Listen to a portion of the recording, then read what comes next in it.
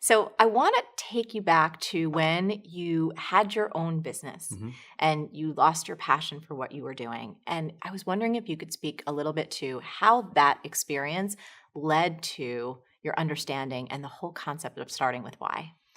So a lot of people think that this concept of why was some sort of academic exercise that I went out and studied it, and I didn't. That's not how it began.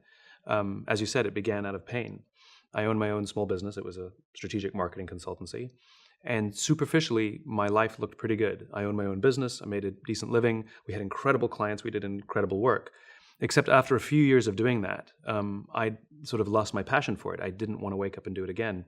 And I was actually very embarrassed by that because there were people who had real problems like poor me, you know? And so I kept it to myself.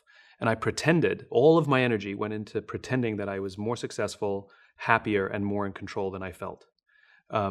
And it wasn't until a friend of mine came to me and sort of expressed concern, like, you're different, is everything okay? And it wasn't until I had sort of that safety net of someone close by that I had the courage to sort of not only face the problem, but really confront it. And it was that was the birth of this concept of why. There was a confluence of events, and I realized that every single organization, including my own career, functioned on three levels: what I did, how I did it, and why I did it. I knew what I did. That was easy to explain. How I did it was also pretty good. I was good at explaining what made me different or special than others, but I couldn't tell you why I was doing it. And it was that missing piece that I became obsessed with. And once I found my why, not only was my passion restored to levels that I'd never experienced before, but it put me on a trajectory that I couldn't have been on without it. And I learned a lot of things from that experience, a lot. Well, I know whenever I have mentioned your work or, you spoke at one of our live events and will often share your TED Talk, it literally brings people to tears because there's such a sense of alignment. And then, of course, naturally, they want to focus their energy on why am I doing it? And I just think it's so important. And it feels like it was the perfect jump off point for your latest book.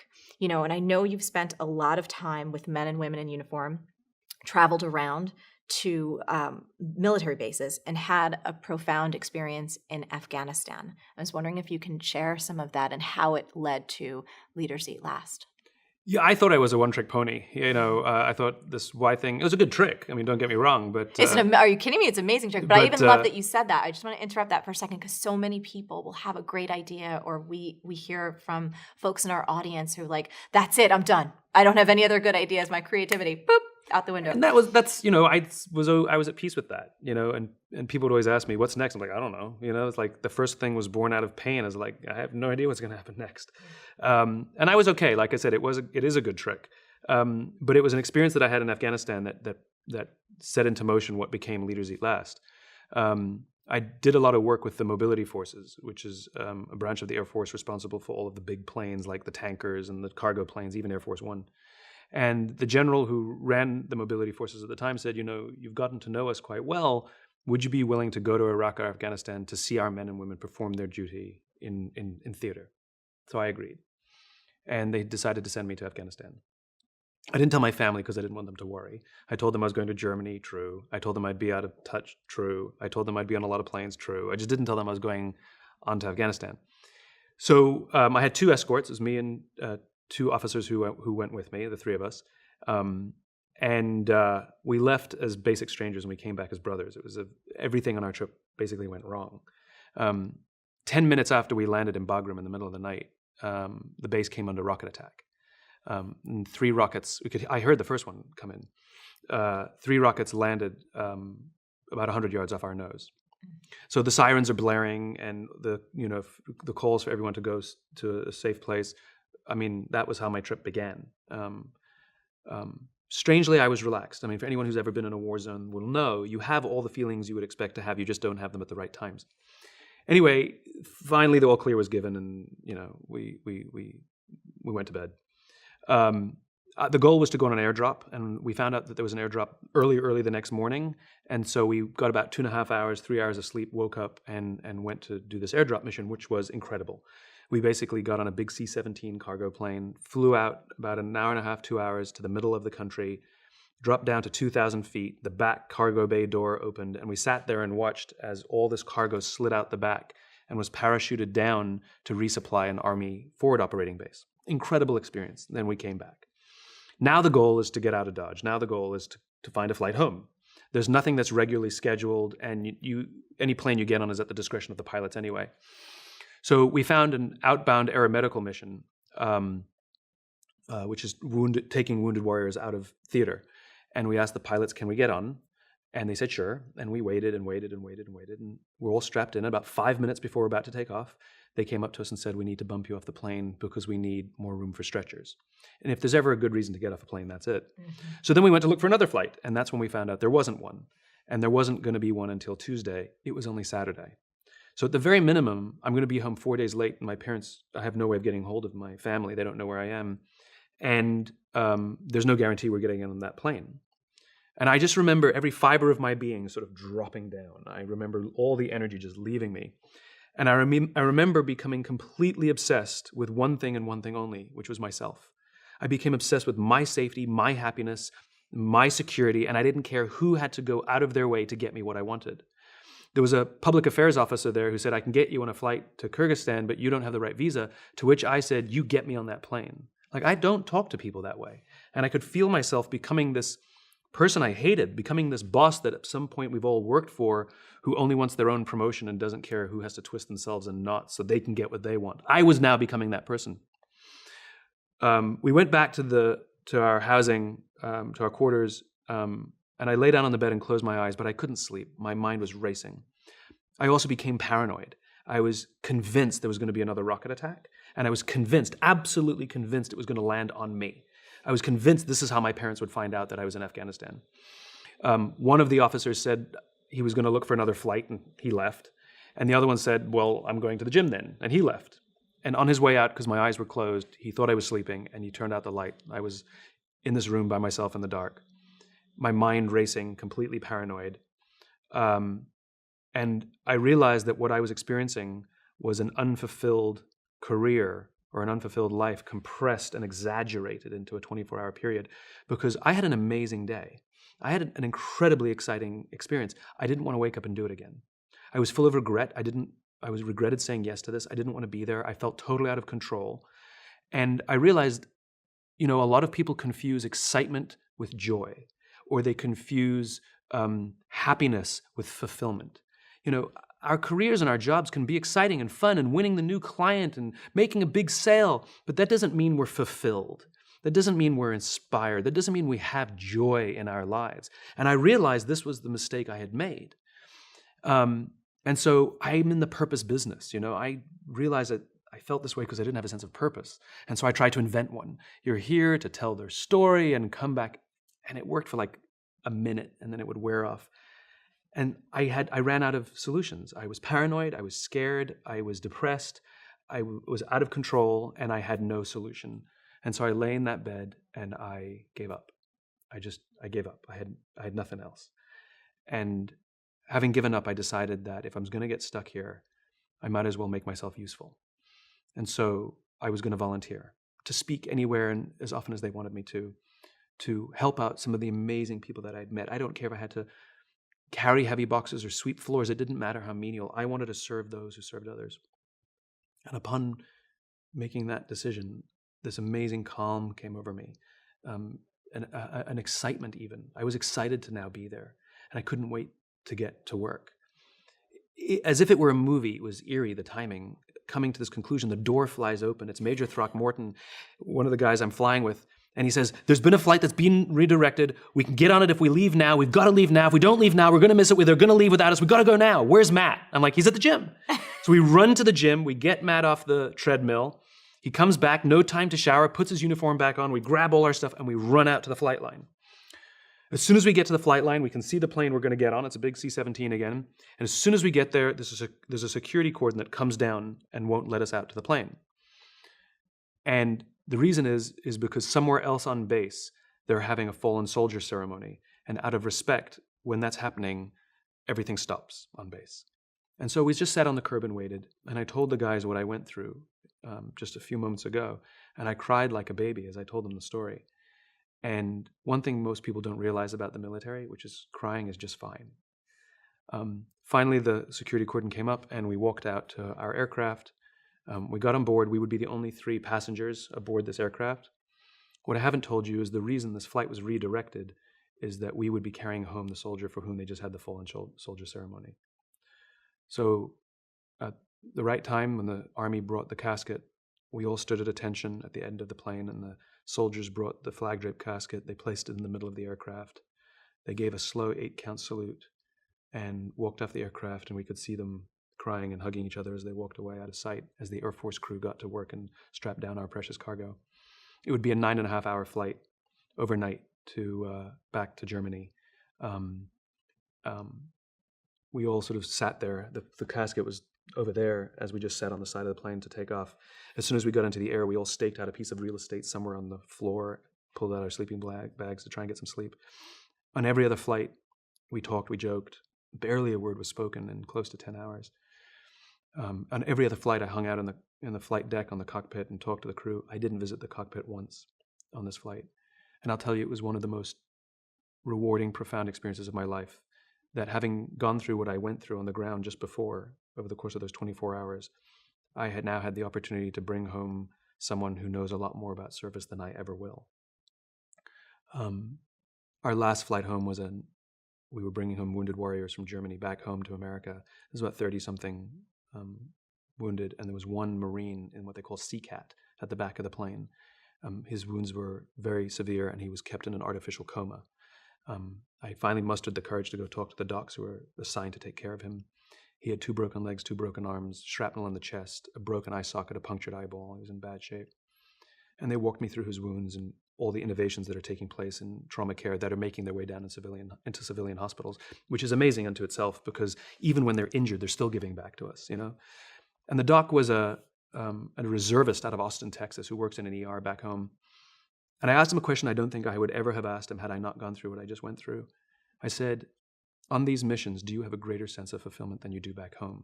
I said, you're a good guy. You save lives for a living. And he looked at me and said, there's no comparison. He said 90 to 95% of the people in the ER are either drunks or idiots. That's what lands them in the ER. He says there's not a single drunk or idiot here. And so when I came home, it shook me for a while, and I really started to question the environments in which we work. We work with people that we call colleagues or coworkers. They work with people that they call brother and sister. There's a deep sense of trust and love that they have for each other that we just don't have. And I want to work with people like that. And so my original conclusion was that they're just better people. But I wanted to learn where trust and cooperation comes from, mainly because I want to work with people in environments like that. And I learned it's not the people, it's the environment. And this is why leadership is so important, because leadership will create an environment that can create relationships like that. And that's where Leaders Eat Last came from. That's where that book came from.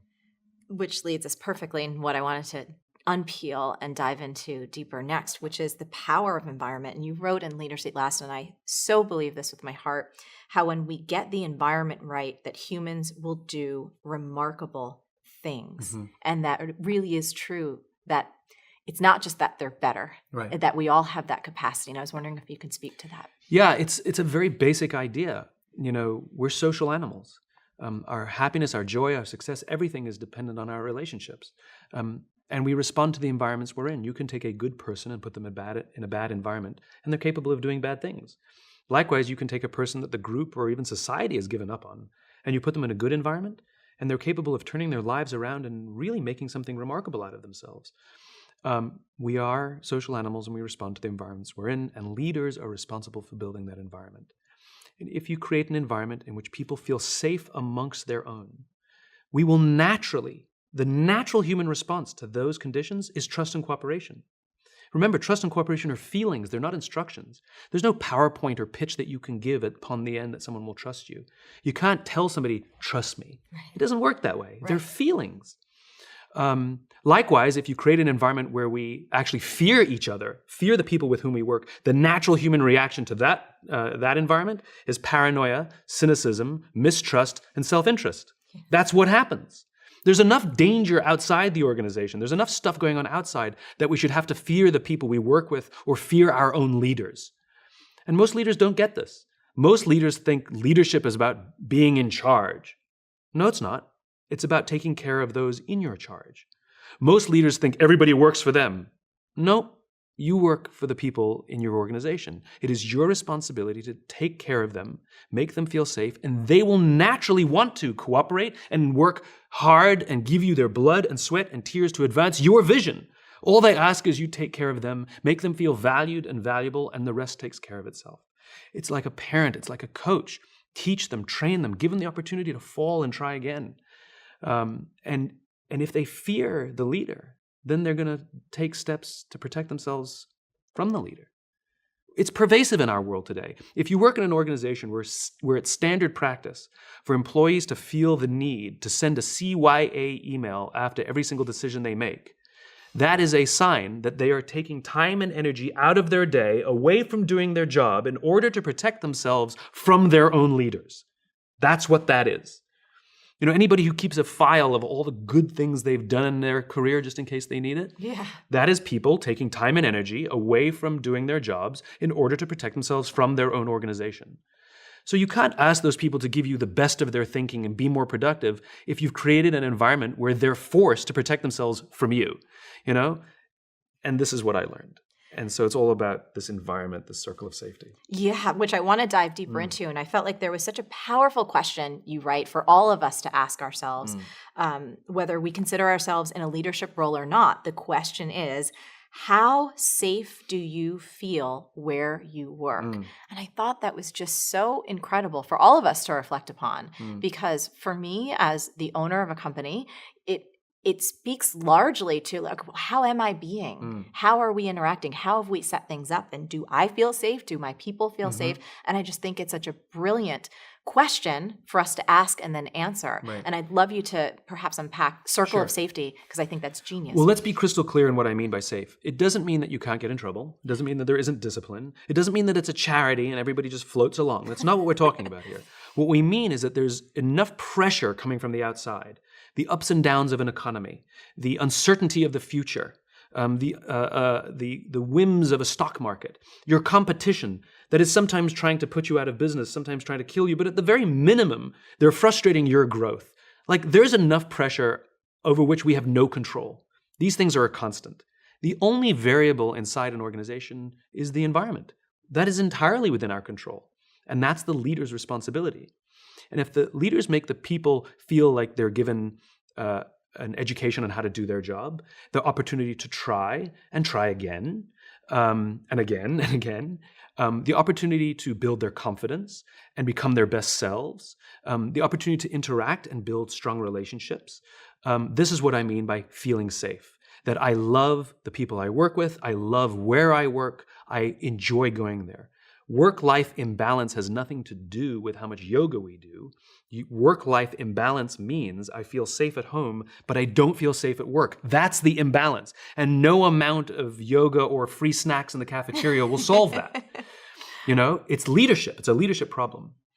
And so when that circle of safety is provided, two remarkable things happen. First, the people feel safe, so they will work extra hard to see that the leader's vision is advanced, but they will also, in turn, take care of their leader. So if a leader doesn't feel safe from their own people, it's because the leader isn't taking care of their people. Remember, we call someone leader not because they're in charge, but because they went first into the unknown, first towards the danger, first to protect the people, because everybody just stands there and says, what are we going to do? It's the leader says, I got it. I got your backs. That's why we call you leader. I know many people who sit at the highest levels of organizations who aren't leaders. They have authority. We do as they tell us because they have authority over us, but we wouldn't follow them. We wouldn't work to keep them safe and advance their vision. And I know many people who sit at the lowest levels of organizations that have no authority, but absolutely are leaders, because they've made the choice to look after the person to the left of them and to take care of the person to the right of them. That is what it means to be a leader. Having a position of authority simply means that you get to operate at greater scale and influence more people. But a leader can never feel safe until the people feel safe first. That's the responsibility of the leader, to start, to go first. So a concept that you share in the book is this idea of trust coming from above. Yeah. And Bob Chapman, Yeah. incredible human being. Spectacular human being. And I think I've read in the acknowledgments, someone you consider a mentor of yours. I do. I have. He has become a friend, yes. I was wondering if you could share a bit of his story for those who might not know of him. Bob Chapman is the CEO of a company called Barry Waymiller. It's about a $2 billion company with about 7,000 employees. So it's not like, oh, it's 4 people and we all love each other like family. No, this has some scale and it's spread out across the nation. And Bob made a realization a bunch of years ago that every single person in his company is someone's son and someone's daughter. And they have given their son and daughter to him with the hope that their son and daughter will thrive and do well in the world. And he has a responsibility to take care of their sons and their daughters. And he realized this, and it completely and profoundly changed the way in which he ran his company, because he used to run his company like anybody used to run their company, by the numbers, and he saw people as a disposable resource.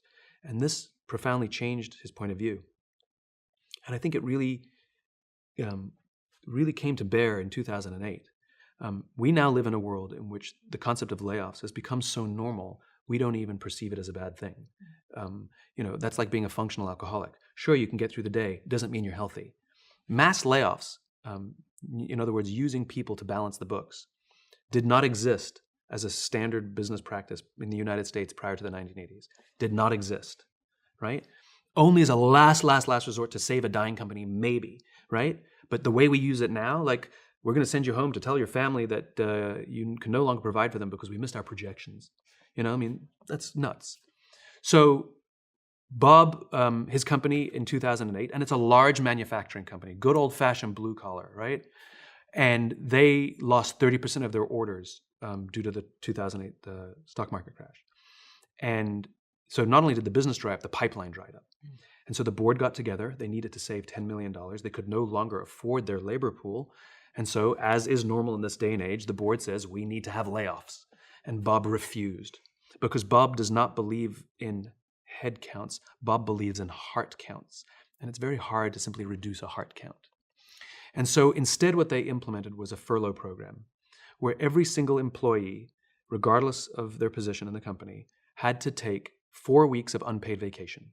They could take it whenever they wanted, and they did not have to take it consecutively. And it was how Bob announced the program that was equally as powerful. He said, it's better we should all suffer a little than any of us should have to suffer a lot. And morale went up. And as you would expect when a circle of safety like that is provided, the natural human reaction is not selfishness. The natural human reaction is to take care of each other.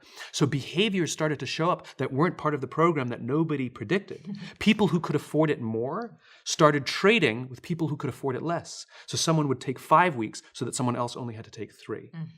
And when the economy improved and business improved, everybody had remained. They repaid all the 401k that they had frozen, backpaid it. You cannot steal their employees. They are happy and fulfilled. I've met some of them. I've met people who come to tears talking about their jobs. It's amazing. It's amazing what he's built. And he wrote about his experience in his book, Everybody Matters, which really takes you through sort of the stuff he did. It's really remarkable. You have another line in the book that really spoke to my heart. When we feel good when we look after other people, that's not an accident. And what I love about your work, and particularly about Leaders Eat Last, is my take is it feels like we are all designed to be leaders. You're not giving us a prescription. It's like, oh, I want you to go out and do this, this, and this, and then you're going to be a leader. And I was wondering if you could unpack a little bit more about the fact that we do feel really good when we look after people. And if we follow those instincts to take care of one another, natural outcome is leadership. Yeah. We are designed to take care of each other. As social animals, it is in our biology that we will take care of each other. This is why it feels so good when somebody does something really nice for us with no expectation of anything in return. We've all had the experience where somebody does something nice and you're like, oh my God, thank you. And then they put their hand out. You're like, oh, it kind of like ruins the whole experience, Completely. right? Absolutely. It ruins it. But when they just do it and they're like, no. And you're like, please. And you're like, no. It's my pleasure. Yes. Not only does our esteem for them go up, but it feels good. Yeah. Likewise, it feels good when we do something for someone else with no expectation of anything in return. When we give our time and our energy. Money actually doesn't work, believe it or not. Like if I told you I gave $500 to charity this morning, you'd be like, okay. That's great, Simon. But if I told you that last weekend I gave up my Saturday and went to painted schools in the inner city, you'd be like, nice, that's really awesome. Yes. Right? Now, the value of my labor was worth a lot less than $500. And that's the point, right? That's the point, which is we are designed to take care of each other. And there's a chemical called oxytocin, which is the chemical responsible for our feelings of love and friendship and trust. When you look at somebody you adore and you go like this, that's oxytocin. When somebody touches you and says, oh my God, it's so good to see you. Touch creates oxytocin. It's so good to see you. Yes. You know, it actually makes us feel closer to each other. Yes. You know, when oxytocin is released in our bodies, not only does it make us feel good, not only does it boost our immune systems, but the more oxytocin we have in our bodies, it actually makes us more generous because the human body is trying to get us to look after each other. And it gets even better than that. The person who does the act of generosity, giving of time or energy without expectation of anything in return, they get a shot of oxytocin. The person on the receiving end gets a shot of oxytocin. And even witnessing an act of generosity or kindness releases oxytocin. It feels good to see somebody do something nice. And the more oxytocin we have in our bodies, as I said, means we're more likely to do something nice for somebody. This is the biology of pay it forwards. It's the human body's desperate attempt to get us to look after each other. And so when we create environments where we allow that to flow, it does naturally. It just takes care of itself. It's just biology. When we create environments where we restrict that, it actually does the opposite. It releases a chemical called cortisol, which is the feeling of stress and anxiety. Cortisol actually inhibits oxytocin, which means if we work in a poorly led organization, not only do we have high stress, but it actually inhibits empathy. In other words, I'm less likely to even want to care about somebody because of the poor leadership and the poor environment that's been provided for me to work in. Right? And the more cortisol we have in our bodies, stress goes up, anxiety goes up, it affects our immune systems. Happy people live longer. Hey, are you feeling overwhelmed, exhausted, or just drowning in busy work and still not making the money you deserve? In this brand new training, you're going to learn 3 super common mistakes that can kill your productivity and tank your profits, and how to stop them fast. Just go to marieforleo.com/free class or scan the QR code on your screen right now. Happy people have lower rates of cancer, diabetes, and heart disease, which means when you're in a position of leadership, you're actually medically responsible for the lives of these people. Get the environment right, they will live longer, they will suffer lower cases of disease, and they will probably have happier families because of it. Whereas if you're a bad leader, over the course of time, you're actually killing the people working with you. Our jobs are actually killing us. So leadership is this awesome responsibility. It's not about the company. That's not what leadership is. You can't lead a company. You cannot. It's a human enterprise. You can run a company, you can manage a project, but you can only lead people. And for anybody in a leadership position who says, I am a leader, you are a leader of people. That's how it works. And the problem is we have to go through this transition. Some people make it quickly, some people make it slowly, and some people will never make it. When we're junior, the only thing we have to do is be good at our jobs. That's it. The company trains us how to do our job. Some of us get advanced degrees on how to do our job, accounting, engineering, whatever. And if you're really good at doing your job, eventually they'll promote you. And eventually you'll get promoted into a position where you're now responsible for the people who do the job you used to do. But nobody teaches us how to do that. And so they put us in a position of leadership and demand results, which is like putting us in front of the machine and demanding results, although they never showed us how to use the machine. And so we fumble our way through and we break things and we don't want anybody to know that we have no clue what we're doing. And of course we manage people because I do know how to do your job better than you. That's what got me promoted. We have to go through this transition where when you're now in a leadership position, you are now no longer responsible for the results. You're now responsible for the people who are responsible for the results. I love talking to CEOs, and I say, what's your priority? They say, my customer. You haven't talked to a customer in 10 years. There's not a CEO on the planet, anywhere, who's responsible for the customer. You're responsible for the people who are responsible for the customer. As a solopreneur, you're chief cook and bottle washer. It's a hard job. And when you have a very small enterprise, you have to balance this thing because you have a responsibility as a worker, but you also have a responsibility as a leader. And they have to be separate. So when you do work, you're a worker, you do the best job you can do if you're out there consulting or pitching or whatever you're doing. But when you're the leader, you're taking care of your people so they can be at their natural best, so that they can thrive. And you know that their work is not your responsibility. They are your responsibility. Their work is their responsibility. And so it's a really hard sort of yin and yang when you're small. But as you gain size and as you gain, start hiring a few more people, the problem is we can't extricate ourselves. We struggle. Like I said, that transition is really hard. It takes practice. It's hard work. It requires studying. Just like you study how to learn the machine, you have to study how to learn to be a leader. All the great leaders I know are students of leadership. None of them consider themselves experts. We're all students of the subject. And when we get together, we talk about it because we're genuinely interested in it. Golfers talk about golf. Yeah. Leaders talk about leadership if they're good, because they're constantly in learning mode. So, yeah, it's a human enterprise, and it has to be treated that way. So this was just genius. I'm wondering if there's anything that you want to leave us with today, because what I took away from your book, and I love this idea of studying leadership and talking about it, but the simplistic idea that if we look out for the people around us, I feel like that is something anyone can do, whether they're running a company or they're looking across at their family or their friends. Is there any closing thought that you want to leave us with, Simon? It takes practice, and it is a daily practice. You're not going to be an expert tomorrow. Leadership is the practice of putting the lives of others sometimes ahead of our interests. So practicing leadership is like driving to work in the morning and someone wants to cut in your lane. Do you pull forward or do you pull back? That's leadership. Like, we don't know. Maybe they're running late for a big interview and they've been unemployed for 6 months. Maybe their boss is an ogre and they left late because their kids, had trouble getting out to school today. Like, I don't know why they're late. I don't know why they're cutting in. Or maybe they're just a bastard. I don't know. But we can sacrifice being at work 1 car length late. That's leadership. You're standing in the elevator. You're running late for a meeting. The doors start to close. You see someone rushing towards the elevator. What do? Sorry. Like, we've all done that, No, lean forward and push hold. That's leadership. You pour yourself a cup of coffee. It's the last cup. You put it back. It's empty. The next person who wants a cup, they'll make a next pot. Or when no one's looking, you make the next pot of coffee. This is leadership. And if you practice the little stuff, when you ask someone, how are you doing? You actually care about the answer, right? If you don't care, don't ask. So these are little things that if you practice and practice and practice, like exercise, the pain starts to go away. You start to get a little stronger. It starts to get a little easier. You start to take those kinds of risks with bigger and bigger things. And people start to recognize that you've changed or that the environment is changing, that it's different working here.